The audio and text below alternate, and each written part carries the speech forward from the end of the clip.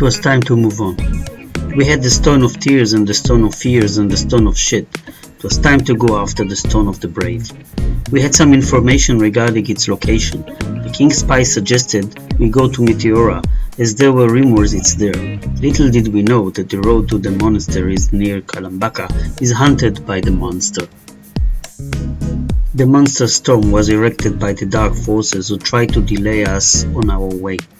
The elderly of North Greece did not remember such a storm, although considering their age and senility, I'm not sure one can trust their memory power. Nevertheless, it was a considerable storm with serious magnitude. We even got urgent messages from Stavros and officials in the Ministry of Disaster encouraging us to flee the area. But no such thing would happen to knights like us. We rode to the storm, determined to find the next dawn. We departed from our innkeeper and his Lenin private mausoleum and headed east along the beautiful mountainous road to Meteora. It was raining cats and dogs, or fish and chips, or crocodiles and elephants, you name it.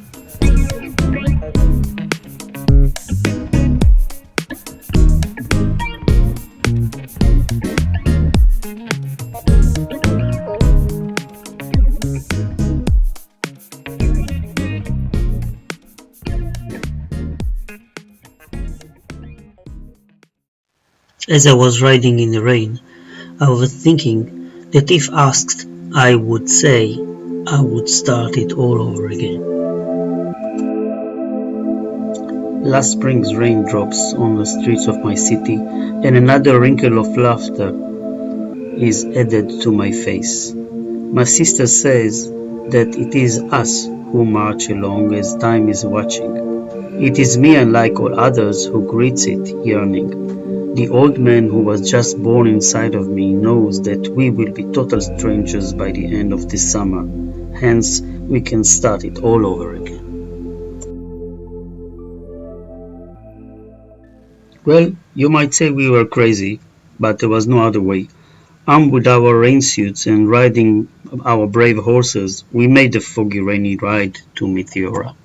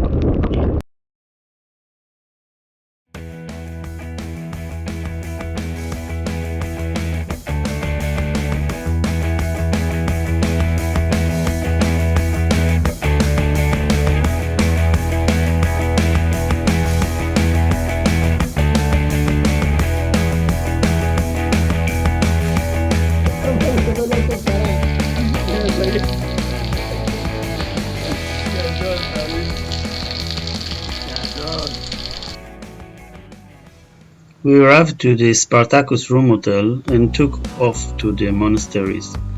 That mega touristic site was indeed impressive, but the stone we were looking here was not found. An old nun took us to the side in the pouring rain and whispered to us that a priest that came by some weeks ago told her that it can be found in Pelion, in a deserted and remote inn called Pension Panos. As it was stormy and late, we decided to switch our search from stone recovery to culinary experiences near Kalambaka. We drank, we ate, and the rain kept. I want to start by saying that we received a phone call from Shayetet 13, the sea seal in Israel, because we had the most wet riding in the Middle East today. And now it's L'chaim.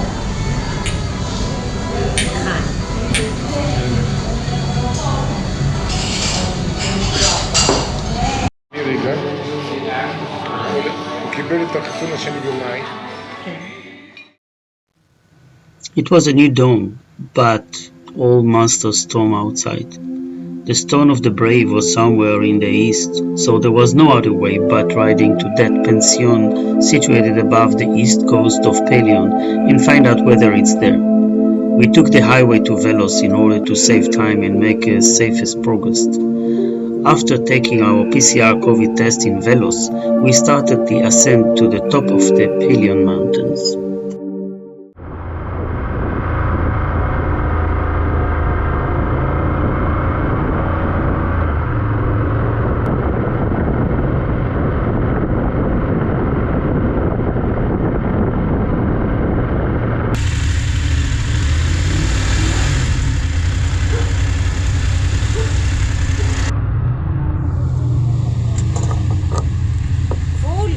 Full.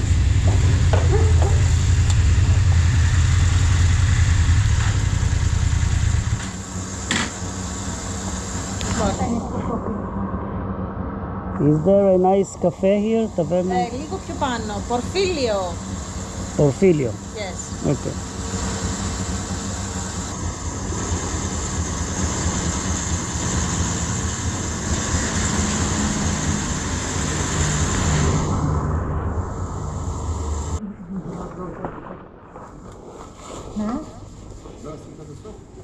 Você que é dessa? Βρέχει. Πού θα πάτε, δεν κρυώνετε. Βρέχει, γεια σου.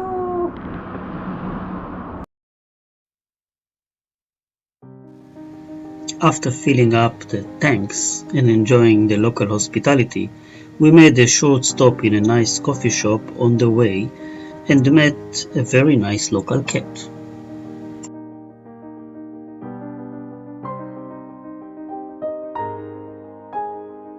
The challenging riding to Pension Panos reminded me of a poem I read once written by an unknown poem which is called Clouds. When it's raining and cold, they cover themselves with a blanket of time. Only then can they see a cloud in a cluster of clouds, body within a body, a single drop on a wave, a tree in the heart of a forest, and a night hiding within another night.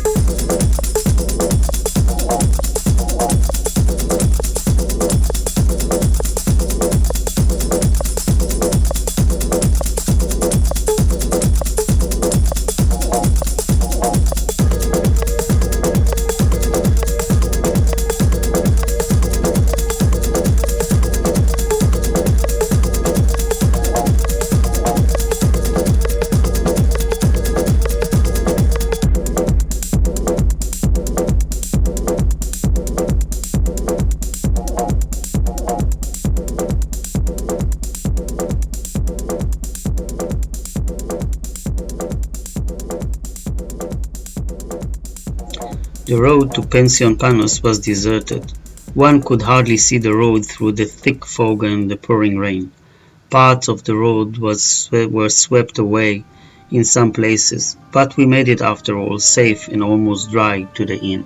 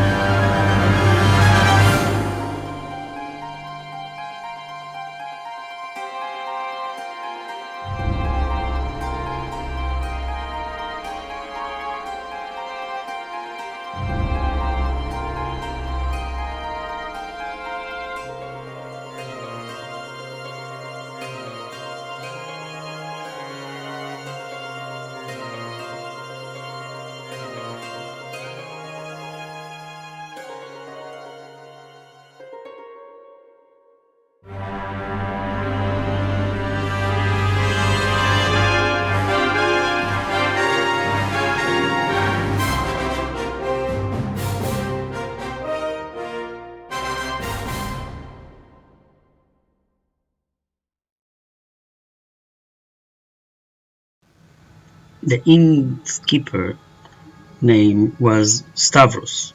Yes, a very unusual name in Greece. He welcomed us and our horses and even arranged dinner for us in a deserted local restaurant. He also told us that the object we are looking for was indeed buried in his yard for some time, but a group of black knights came just a few days ago and took the stone by force.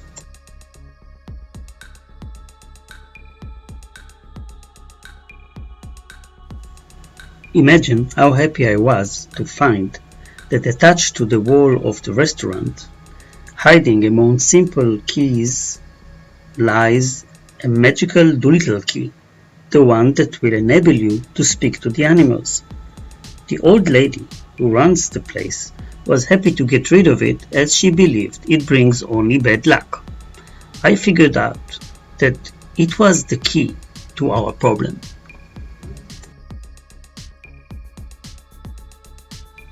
With the help of the Doolittle key, we managed to interrogate Stavros's chickens and found out that indeed the smart birds heard the black knights speaking among themselves and saying they are taking the stone of the brave to the island of Evia, where they are going to hide it in a small village named Hagia Sophia, so no one can find it.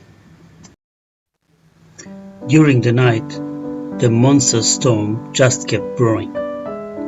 Thank you for joining us in this episode. Please don't forget to subscribe down below and give us a big thumbs up.